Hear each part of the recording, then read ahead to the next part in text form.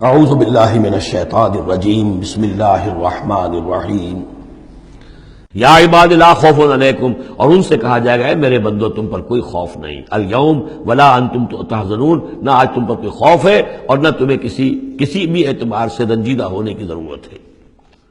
الذین آمنوا بآیاتنا وکانوا مسلمین، یعنی وہ کہ جو ہماری آیات پر ایمان لائے اور جو کہ فرما بردار تھے۔ ادخلوا الجنۃ انتم وازواجکم تحبرون، داخل ہو جاؤ جنت میں تم بھی اور تمہاری بیویاں بھی، کہ تمہاری عزت کی جائے، تمہارا اعزاز اور اکرام ہو۔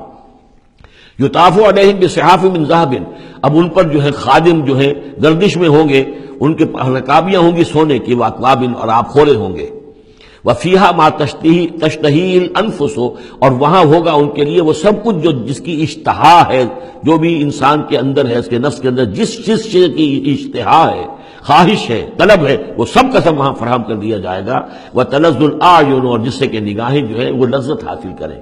ہر شے نہایت حسین ہوگی، پھول ہیں تو نہایت حسین ہے، اور اگر باغات ہیں نہایت حسین ہے، منظر نہایت حسین ہے، اور اللہ تعالیٰ نے جو ان کو بیویاں دی ہوں گی وہ بھی نہایت حسین ہوگی۔ وتلذ الاعین وانتم فیہا خالدون، اور تم اب اس میں ہمیشہ ہمیشہ رہو گے۔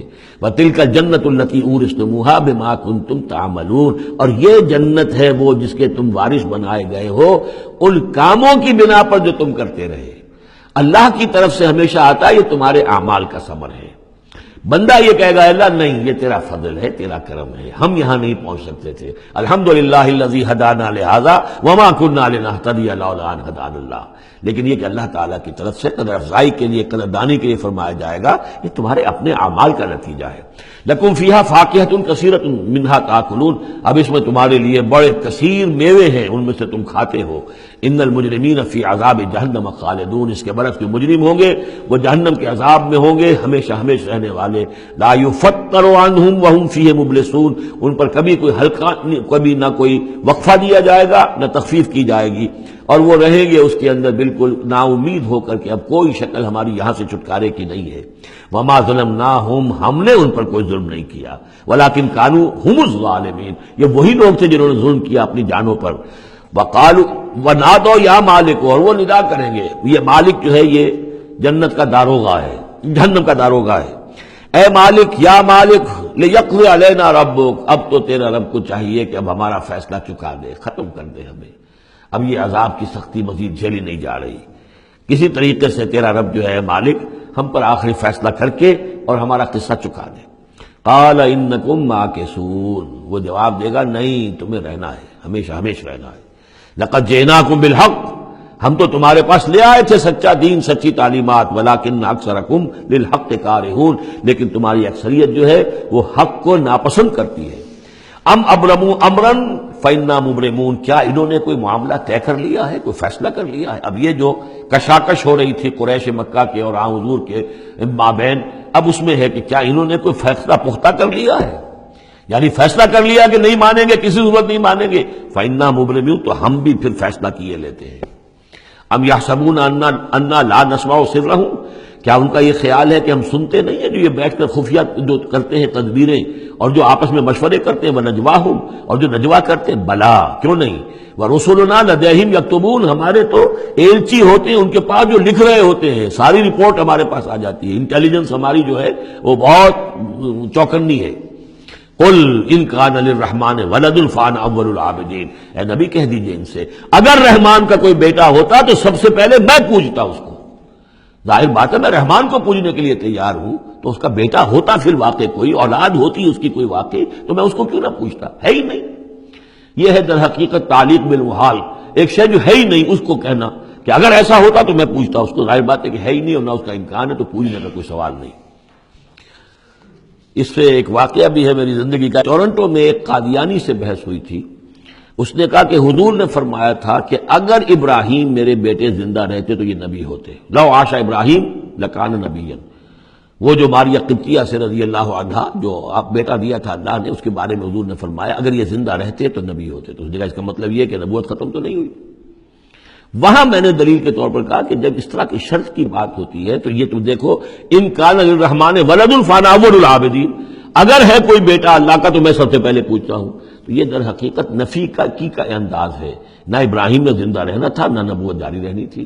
وہ تو حضور نے اس بات کے حوالے سے بالکل اسی طریقے سے تو اس کو مانا کہ واقعتاً آپ کی دلیل جو ہے وہ مضبوط ہے۔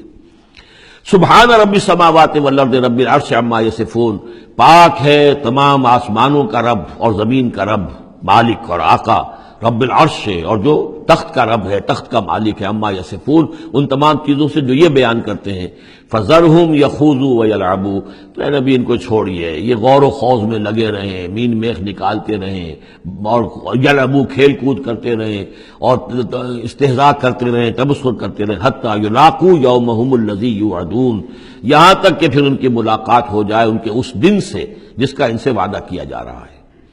وَهُوَ الَّذِي فِي السَّمَاءِ إِلَٰهٌ وَفِي الْأَرْضِ إِلَٰهٌ، اور وہ اللہ جو ہے آسمان میں بھی وہی الہ ہے اور زمین میں بھی وہی الہ، ایک الہ ہے۔ یہاں اس سے بہت قریب آ جاتے ہیں وہ جو بائبل میں لارڈس پریئر ہے عیسائیوں کی، Thy kingdom come, Thy will be done on earth as it is in heavens۔ اے اللہ تیری مملکت، تیری حکومت آئے، تیری سلطنت آئے، تیری حکومت اور حاکمیت قائم ہو جائے اور تیری مرضی جیسے آسمانوں میں پوری ہو رہی ہے زمین پر بھی پوری ہو۔ تو وہ تو اللہ ہے الہ، آسمانوں میں بھی زمین میں بھی، لیکن یہ کہ یہاں پہ انسانوں کو اللہ تعالیٰ نے ذرا سی ایک دے رکھی ہے آزادی کہ اگر تم چاہو تو میری اگر ناشکری کی روش اختیار کرنا چاہو تو تمہیں اختیار ہے۔ اس کی وجہ سے ظہر الفساد فی البر والبحر بما کسبت ایدی الناس، اس کی وجہ سے یہ سارا فساد ہے، ورنہ یہ کہ یہاں بھی حکومت اللہ ہی کی ہے۔ وَهُوَ الَّذِي فِي السَّمَاءِ إِلَٰهٌ وَفِي الْأَرْضِ إِلَٰهٌ وَهُوَ الْحَكِيمُ الْعَلِيمُ، اور وہ الحکیم ہے العلیم ہے۔ وَتَبَارَكَ الَّذِي لَهُ مُلْكُ السَّمَاوَاتِ وَالْأَرْضِ، وہ بہت بابرکت ہے وہ ذات جس کے لیے ہے بادشاہی آسمانوں اور زمین کی۔ اس نے تو کہا تھا مصر کی حکومت میری ہے، تمام آسمانوں اور زمین کی حکومت صرف اللہ کی ہے، وَمَا بَيْنَهُمَا، اور جو ان دونوں کے مابین ہے، وَعِندَهُ عِلْمُ السَّاعَةِ، اور اس کے پاس ہے قیامت کا علم کہ وہ کب آئے گی، وَإِلَيْهِ تُرْجَعُونَ، اور اسی کی طرف تم لوٹا دیے جاؤ گے۔ وَلَا يَمْلِكُ الَّذِينَ يَدْعُونَ مِن دُونِهِ الشَّفَاعَةَ إِلَّا مَن شَهِدَ بِالْحَقِّ وَهُمْ يَعْلَمُونَ، اور کوئی اختیار نہیں رکھتے وہ کہ جن کو یہ پکار رہے ہیں اللہ کے سوا کسی شفاعت کا، سوائے اس کے کہ جو گواہی دے صحیح اور وہ جانتے ہوں۔ ظاہر بات ہے کہ یہ کہ گواہی صحیح ہوگی، کوئی غلط بات وہاں نہیں کہی جا سکتی۔ وَلَئِن سَأَلْتَهُم مَّن خَلَقَهُم لَيَقُولُنَّ اللَّهُ، اور ان سے پوچھیں گے کہ ان کو کس نے بنایا جنہیں یہ پوچھ رہے ہیں، کہیں اللہ نے بنایا۔ فَأَنَّىٰ يُؤْفَكُونَ، تو پھر یہ کہاں سے پھیر دیے جاتے ہیں، کہاں سے یہ لوٹا دیے جاتے ہیں۔ وَقِيلِهِ، اور قسم ہے نبی کے اس قول کی، یا رب ان ہؤلاء قوم لا یؤمنون، اے میرے رب، یہ فریاد کا انداز ہے، اے پروردگار یہ میری قوم ایمان نہیں لا رہے، یہ نہیں مان رہے، یہ نہیں سن کر دے رہے، یہ نہیں تصدیق کر رہے۔ وَقِيلِهِ یا رب ان ہؤلاء قوم لا یؤمنون فاصفح عنہم، تو اے نبی ذرا درگزر کیجئے۔ ابھی اگر یہ صورت واقعتاً جیسا کہ میرا خیال ہے کہ یہ وہ جو درمیانی عرصہ ہے 4 سال سے لے کر سن 490 سے 890 تک کی ہے، تو ظاہر بات ہے ابھی تو تھوڑا وقت گزرا ہے۔ فاصفح، ابھی ذرا آپ ان سے درگزر کیجئے، آپ اپنا رخ پھیر لیجئے۔ وقل سلام، اور کہیے سلام۔